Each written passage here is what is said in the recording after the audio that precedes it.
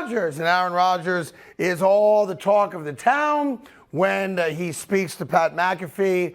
And who are we blaming this week? Well, we're blaming everybody except for Aaron Rodgers, of course. We had so many mental errors and mistakes.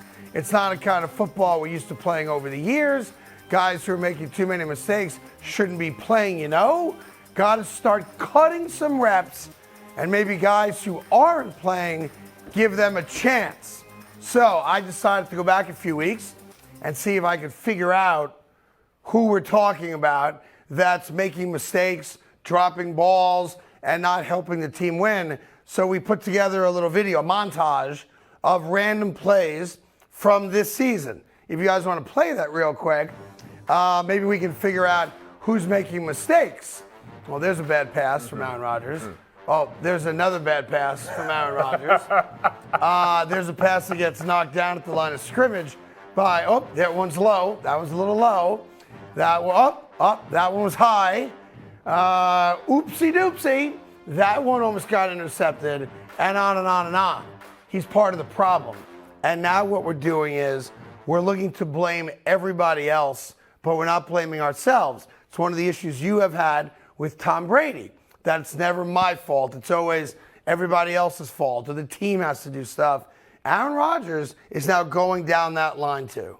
Well, what I don't like about it is you can't talk about we had too many mental errors and then start saying guys should be getting reps cut, because that excludes you. You're not talking about yourself any longer. And we understand this. Like, guys are going to have missed assignments and mental errors. The amount of missed assignments and mental errors, it has never been a high number in Green Bay. That's just not, it's not accepted. It's not something that we do.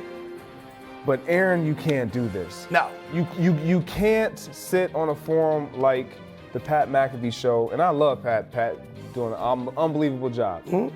But you can't just vent about everything that's wrong in the locker room, on the field, and not talk about your lack of production. Like, you have to go out front before you pull everybody out in front of you to guard what your performance has looked like. He hasn't been, I would not have a problem if he's calling out his teammates and he's been playing lights out. Right.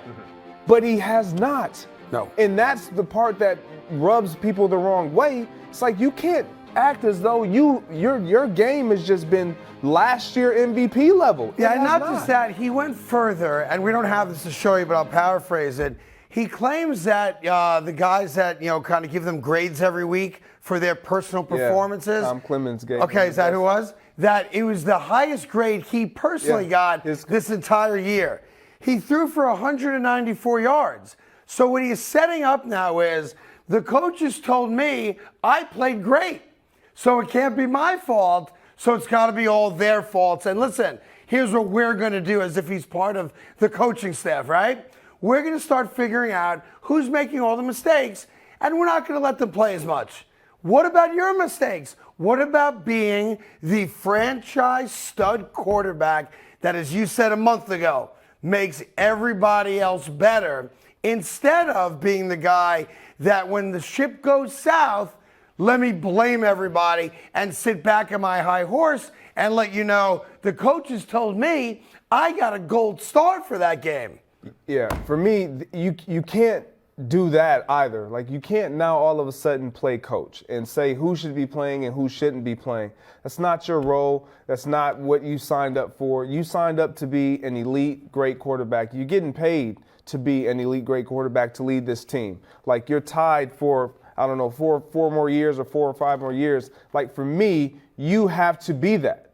Regardless of how we all understood losing Davante Adams, this team was going to look a little different. Sure. We claimed that even with Davante Adams, where was the other help? Where were the other guys that Aaron Rodgers could use? They should give him more help.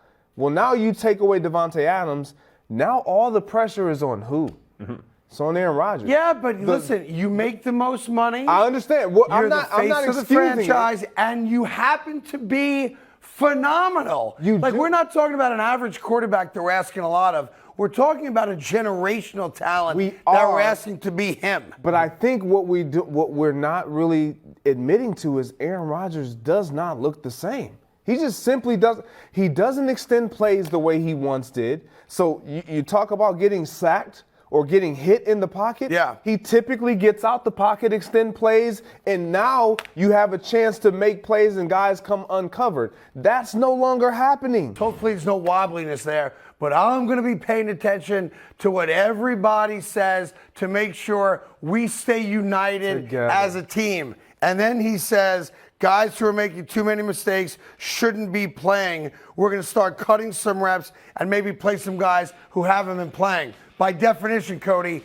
I believe we call that a mutiny on the bounty. He has broken ranks. Is it possible we're looking at it completely backwards? Go ahead. He's saying that guys need to get more reps. Maybe he's just saying Jordan Love needs to play and he needs some time off. By the way, they're never going to do that, No. but yeah, like everybody's got to be held accountable. Jordan Love can't hold his jockstrap No. right now. We know that. So he's never going to be the guy. They would never bench him. It'd be career suicide for Matt LaFleur, right?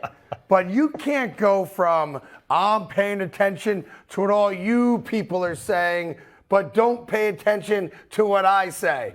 That is a dumpster fire that is only going to get worse. And it gets worse because the guys in the locker room that trust you, that you're struggling to trust on the field, they are now losing trust in you, that you're going around talking about me and you Right. can't tell me. Like, just let's have a conversation. If I make mistakes, okay, that's one thing. And I understand. Like, let me make it abundantly clear.